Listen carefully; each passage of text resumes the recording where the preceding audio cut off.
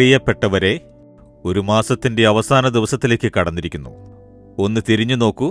1-ാം തീയതി ഇപ്പോൾ വന്നതുപോലെയുണ്ട്, അപ്പോഴേക്കും അവസാനമെത്തി.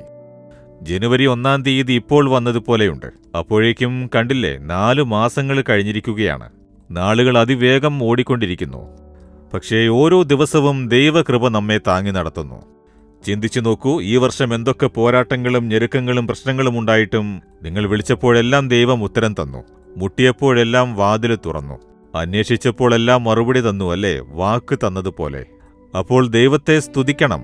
ദൈവമേ, 4 മാസങ്ങൾ കടന്നു വരാനുള്ള കൃപ തന്നു. അതിനങ്ങേക്ക് സ്തോത്രം. എനിക്ക് നല്ലവനായി എൻ്റെ കുടുംബത്തിൻ്റെ സ്വന്തമായിരുന്നതിന് നന്ദി എന്ന് ദൈവത്തിന് ആദ്യം നന്ദി പറയണം, സ്തോത്രം പറയണം.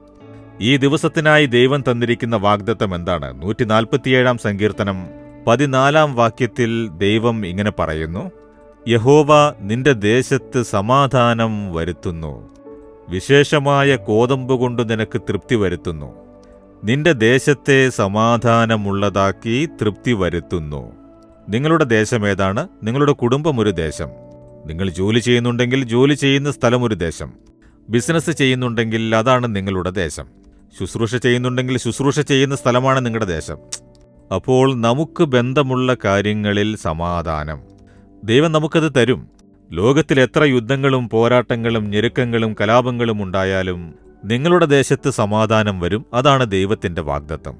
നിങ്ങളെ ദൈവത്തിനേൽപ്പിച്ച് സമാധാന പ്രഭുവിനെ സ്വന്തമാക്കിയതുകൊണ്ട് നിങ്ങളുടെ ദേശത്ത് സമാധാനം, നിങ്ങളുടെ കുടുംബത്തിൽ സമാധാനം, നിങ്ങളുടെ ശുശ്രൂഷയിൽ സമാധാനം, നിങ്ങൾ ജോലി ചെയ്യുന്ന സ്ഥലത്ത് സ്വസ്ഥതയോടെ ജോലി ചെയ്യാനുള്ള സമാധാനം, ഇതാണ് ദൈവം തരുന്ന ആശീർവാദം. അങ്ങനെയില്ലല്ലോ, വല്ലാത്ത പോരാട്ടമായിരിക്കുന്നല്ലോ, പ്രശ്നമായിരിക്കുന്നല്ലോ, കുടുംബം നരകമായിരിക്കുന്നു, ജോലിസ്ഥലത്ത് ഉപദ്രവങ്ങളും ഞെരുക്കങ്ങളുമേയുള്ളൂ എന്ന് കഷ്ടപ്പെട്ട് ജീവിക്കുകയാണോ? ദൈവത്തോട് ചോദിക്കൂ, അങ്ങ് പറഞ്ഞില്ലേ എന്റെ ദേശത്ത് സമാധാനമുണ്ടാക്കും എന്ന്? എനിക്ക് ബന്ധമുള്ള എന്റെ കുടുംബവും ജോലിയും ശുശ്രൂഷയും ബിസിനസ്സും സംബന്ധിച്ച എല്ലാ കാര്യങ്ങൾക്കും സമാധാനമുണ്ടാക്കണമേ. സമാധാന പ്രഭുവായി അങ്ങന്റെ കൂടെയുണ്ടല്ലോ. എന്റെ അതിരുകളിൽ സമാധാനമുണ്ടാക്കണേ എന്ന് അപേക്ഷിച്ചു നോക്കൂ. മാറ്റം വരും. തൃപ്തിയാകുന്നതുവരെ അനുഗ്രഹിക്കും. തൃപ്തിയുണ്ടാകും. ജോലിയിൽ തൃപ്തിയുണ്ടോ? ശുശ്രൂഷയിൽ തൃപ്തിയുണ്ടോ? ഒരു സന്തോഷമുണ്ടോ? ചിലര് പിറുപിറുത്തുകൊണ്ട് ചെയ്യും. വേറെ വഴിയില്ല, കഷ്ടമാണ്. പക്ഷേ ജോലിക്ക് പോകണമല്ലോ, അതുകൊണ്ട് ബിസിനസ് ചെയ്യേണ്ടിയിരിക്കുന്നു, അതുകൊണ്ട് ശുശ്രൂഷ ചെയ്യേണ്ടിയിരിക്കുന്നു. സന്തോഷമേയില്ല. ഒരു സന്തോഷം, മനോല്ലാസം, തൃപ്തി, അതാണ് ദൈവം തരുന്ന ആശീർവാദം. അപ്പോൾ നിങ്ങളുടെ ജീവിതത്തിൽ ദൈവം തരുന്ന വാഗ്ദത്തത്തെ സ്വന്തമാക്കി എന്റെ അതിരുകളെ സമാധാനമുള്ളതാക്കണമേ.